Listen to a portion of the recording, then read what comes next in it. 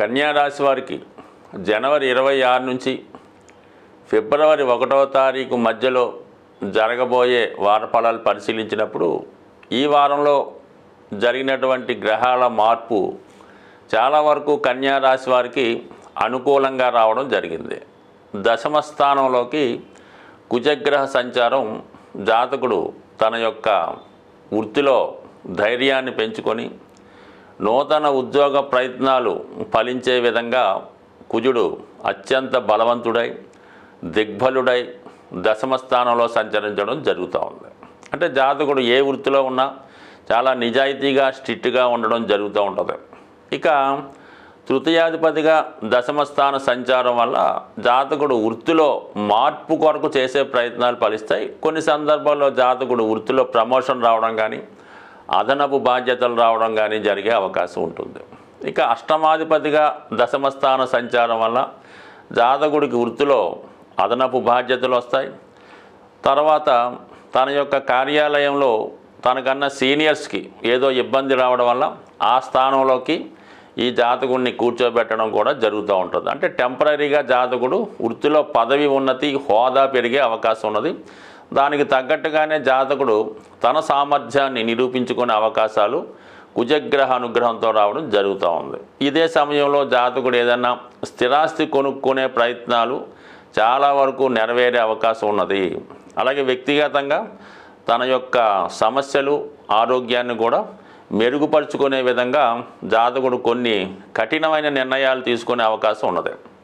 ఇక మనకి పంచమ స్థానంలో సంచరిస్తున్నటువంటి రాష్ట్రాధిపతి బుధుడు, అలాగే అక్కడ రవిగ్రహంతో కలిసి ఉండడం వల్ల ఇది చాలా వరకు విద్యార్థులకి ఉన్నత విద్యా ప్రమాణాలతో కూడినటువంటి అవకాశాలు రావడం, తనలో ఉన్నటువంటి టాలెంటు రుజువు చేసుకునే అవకాశం ఉంది. జాతకుడు చాలా కాలంగా చేద్దాం అనుకున్నటువంటి కార్యక్రమాలు ఈ సమయంలో నెరవేర్చే అవకాశం ఉంది. అంటే తనలో ఉన్నటువంటి స్కిల్స్ ప్రదర్శించే విధంగా ఏదైనా ఒక బుక్ రాయడం కానీ, ఒక సమావేశంలో తన యొక్క ప్రసంగాన్ని వినిపించడం కానీ, మొత్తం మీద తన టాలెంట్ని రుజువు చేసుకునే అవకాశం ఉంది. ఇదే కన్యా రాశిలో చాలా వరకు సినిమా రంగంలో చిన్న చిన్న ఆర్టిస్టులు చాలామంది ఉంటారు.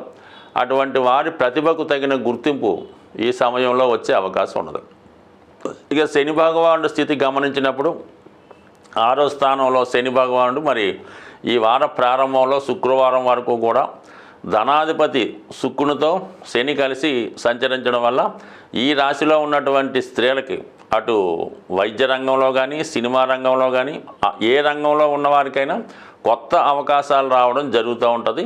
ఎక్కువగా చిన్న చిన్న ఆర్టిస్టులకి మంచి అవకాశాలు రావడం జరుగుతుంది. ఇదే సమయంలో ఈ రాశిలో ఉన్నటువంటి స్త్రీలు మరి స్వయం ఉపాధి అంటే వాళ్ళ వృత్తుల్లో స్వయం ఉపాధిగా చిన్న చిన్న పరిశ్రమలు లాంటివి కానీ ఏదైనా టైలరింగ్ బోటిక్ అటువంటి వృత్తులు స్టార్ట్ చేద్దాం అనుకున్న వారికి, కొత్తగా వ్యాపారం ప్రారంభిద్దాం అనుకున్న వారికి, ముఖ్యంగా స్త్రీలకి ఈ గ్రహస్థితి చాలా వరకు అనుకూలిస్తుంది.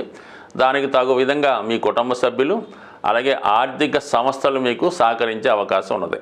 అయితే తర్వాత ఈ మంగళవారం తర్వాత ఈ శుక్రుడు సప్తమ స్థానంలోకి మారడం వల్ల అక్కడ ఉన్నటువంటి రాహుతో కలిసి ఉండడం వల్ల కొన్ని సందర్భాల్లో మీ కుటుంబ సభ్యుల్లో ఒకరికి ఏదైనా విదేశీ అవకాశాలు కానీ ఏదైనా పెద్ద సంస్థలో ఉద్యోగ అవకాశాలు రావడం వల్ల మీ కుటుంబం యొక్క ఆదాయం పెరుగుతుంది.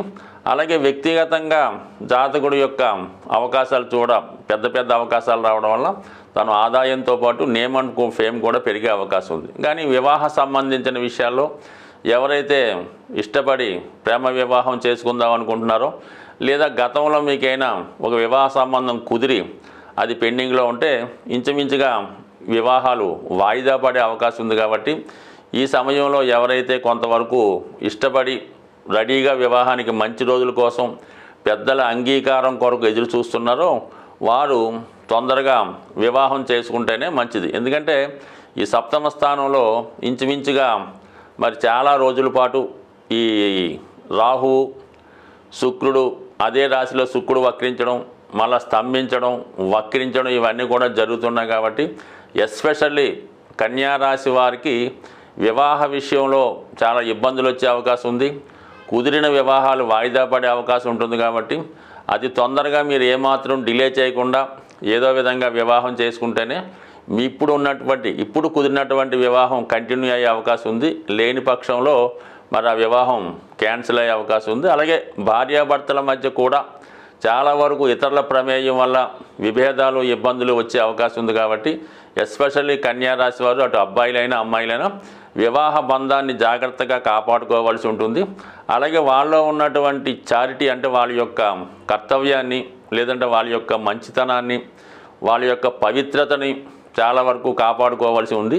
ఈ సమయంలో మీ యొక్క పవిత్రతకు భంగం కలిగే విధంగా కొన్ని అపవాదులు నిందలు రాకుండా జాగ్రత్త పడవలసి ఉంటుంది. స్వస్తి. సాధారణంగా గోచార ఫలితాలు అబ్జర్వ్ చేస్తున్నవారు దాన్ని ఫాలో అవుతున్నవారు కేవలం మనం చంద్రగ్రహ గమనం ఆధారంగా అంటే మీ యొక్క రాశి చంద్రుడు అవటం వల్ల ఆ రాశికి ఇతర గ్రహాల సంచారం వల్ల మీ యొక్క గోచార ఫలితాలు చెప్పడం జరుగుతూ ఉంటుంది.